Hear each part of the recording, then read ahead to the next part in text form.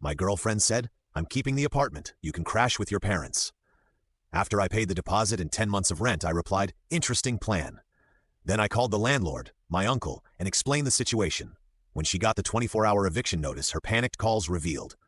Original post: I, 29 male, am sitting in my apartment right now, the one my ex-girlfriend Melissa, 7, tried to steal from me yesterday, still processing everything that went down. But I need to get this off my chest. We'd been together for 2.5 years, living together for the last 14 months in this nice 2-bedroom place downtown. When we first moved in, I paid the entire $3,200 deposit, plus first and last month's rent because Melissa was between jobs. No big deal, I thought. Couples help each other out, right? Fast forward to this past Tuesday. I come home from work to find Melissa and her best friend Natalie sitting in the living room with papers spread out on the coffee table. Melissa looks up at me with this weird smile. "We need to talk," she says. I sit down and she launches into this whole speech about how we've grown apart and how she needs to find herself. Standard breakup talk, whatever. I'm hurt, but trying to stay calm. Then she drops the real bomb. "I'm keeping the apartment," she announces. "You can crash with your parents for a while. I already talked to them and your mom said it's fine." I literally laughed. Not a happy laugh, more like a how. "Did you really just say that laugh?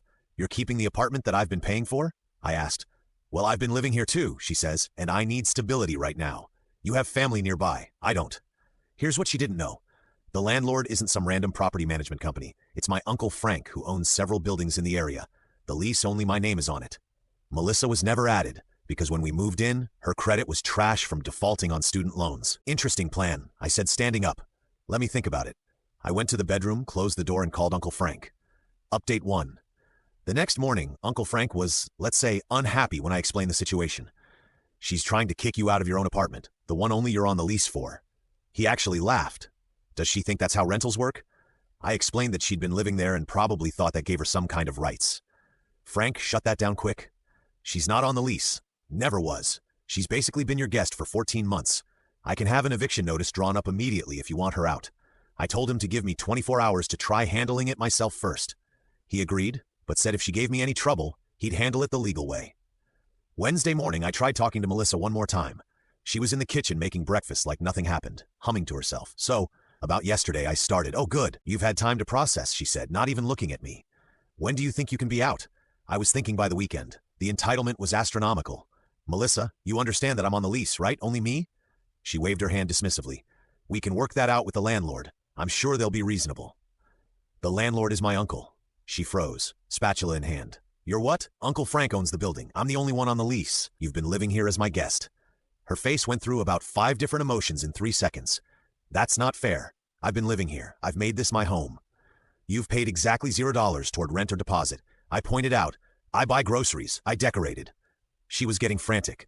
"You buy groceries maybe once a month with the credit card I gave you for emergencies," I corrected. "And by decorated, you mean you hung up some pictures you got from HomeGoods using my credit card?" She started crying then. "Not sad tears, angry tears. You're being financially abusive. This is manipulation." That's when I decided I was done trying to be nice. I texted Uncle Frank, "Go ahead with the notice. Update 2. Thursday afternoon. The notice was served Thursday at 2:00 p.m. I was at work, but Melissa sure wasn't. According to my neighbor Derek, who works from home, there was quite a scene. The process server knocked, handed her the papers, and Melissa lost it. Derek said she was screaming in the hallway about squatters' rights and common law marriage. We don't even live in a state that recognizes that. And even if we did, we wouldn't qualify. My phone started blowing up around 2:15. "What did you do? 24 hours? Are you insane? This is illegal. I have rights. I'm calling a lawyer. You can't do this to me." Then Natalie started. "You're seriously evicting her and her? What kind of man does that? She thought you loved her. This is abusive behavior." Then came the call from Melissa's mom, Patricia. I actually answered this one because I'd always liked Patricia. "Dennis," she said, she never could remember my name was David. "What's this about you throwing Melissa out?" I explained the situation calmly.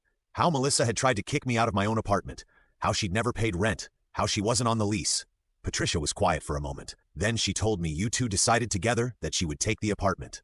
"No, Patricia. She decided that and told me I could go live with my parents."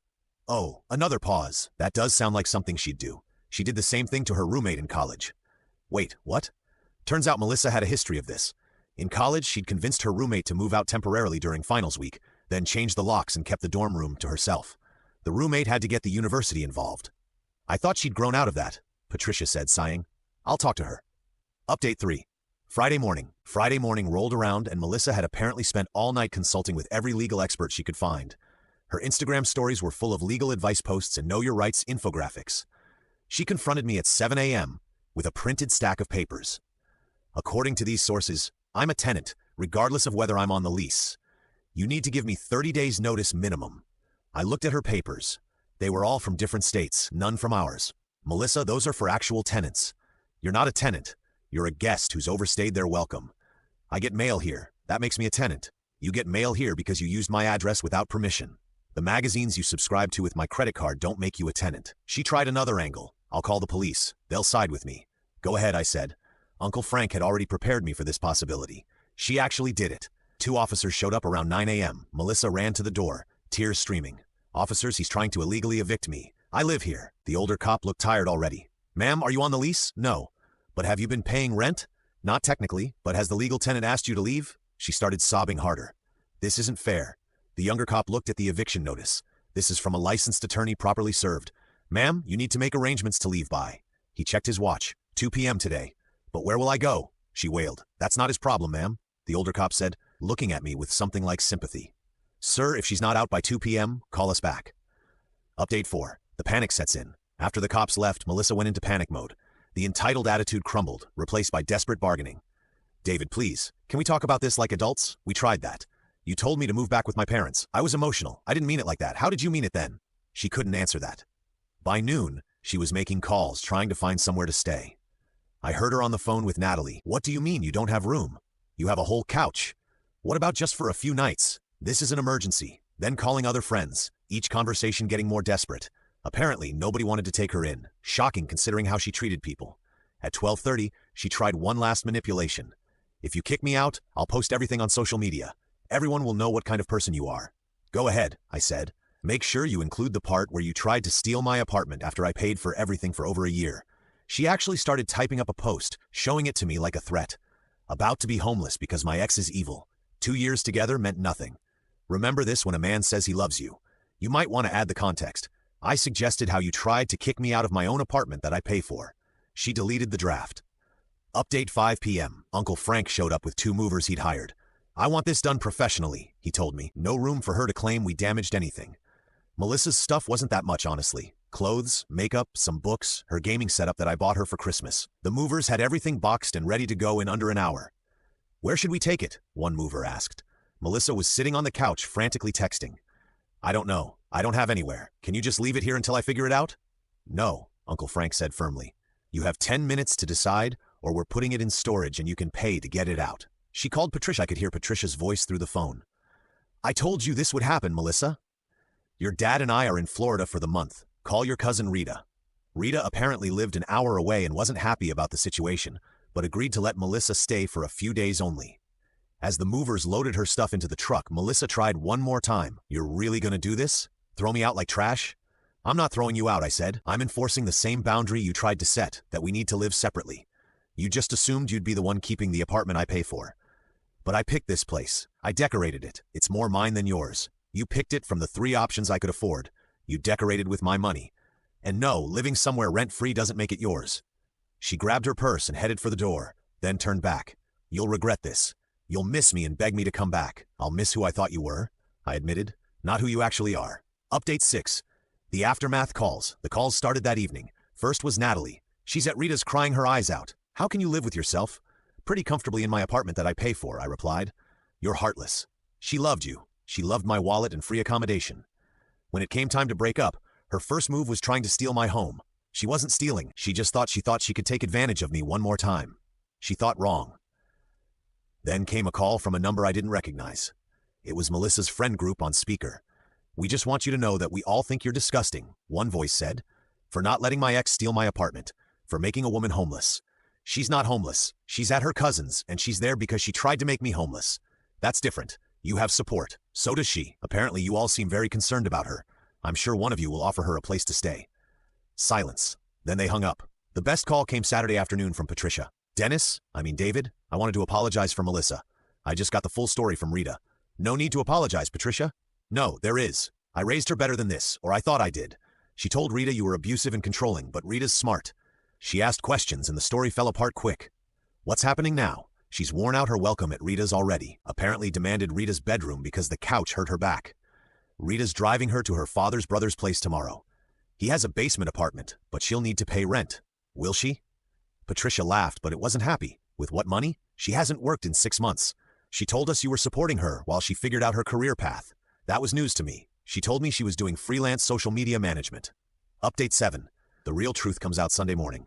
I got a text from Derek, my neighbor. Bro, you need to see this.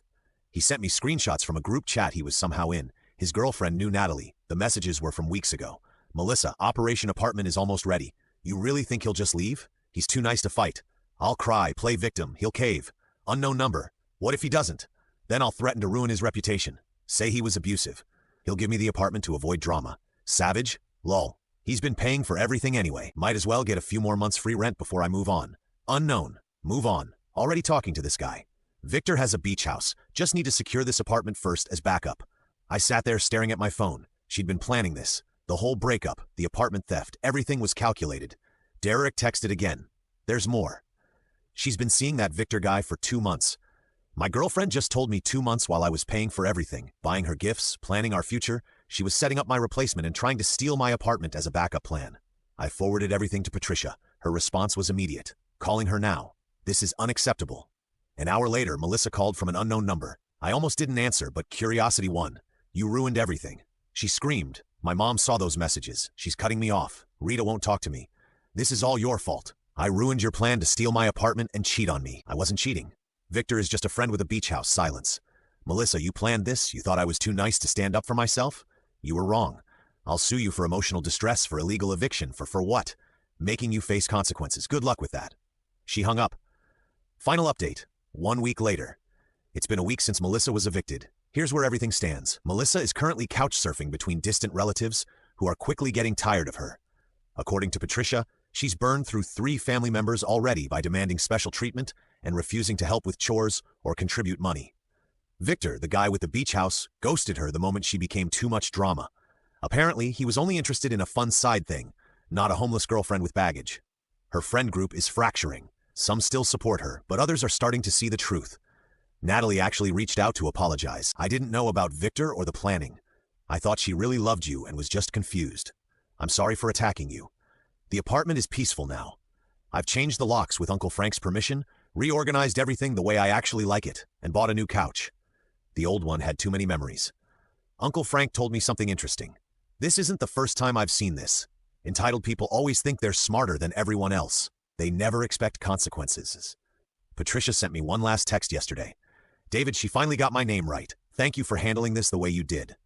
Melissa needs to learn she can't manipulate people. She's 27, not 17. It's time she grew up. I'm sorry she put you through this. I'm not gonna lie and say I'm completely over it. 2.5 years is a long time. And finding out it was all a game to her hurts. But at least I found out now before marriage, or kids made it complicated. The funny thing is, if she just asked to break up normally and given me time to figure out arrangements, I probably would have helped her find a place, maybe even helped with the deposit. But the entitlement, the assumption that she could just take what was mine, the planned manipulation that killed any sympathy I had. To anyone reading this, don't let people take advantage of your kindness. When someone shows you who they really are, believe them. And always keep important documents and agreements in your name only until you're married, and maybe even then. My apartment is quiet now. My bank account is recovering. My dignity is intact. And Melissa, she's learning that actions have consequences, even if it's a lesson she should have learned a long time ago. Oh, and Derek told me this morning that Melissa tried to get into the building yesterday. She told the security door she forgot her key. The door camera caught her having a meltdown when she realized her access fob had been deactivated. Sometimes the best revenge isn't elaborate. Sometimes it's just letting someone face the natural consequences of their own entitlement. I'm done with this chapter. Time to move on. Sometimes it's just letting someone face the natural consequences of their own entitlement. I'm done with this chapter. Time to move on. Sometimes it's just letting someone face the natural consequences of their own entitlement.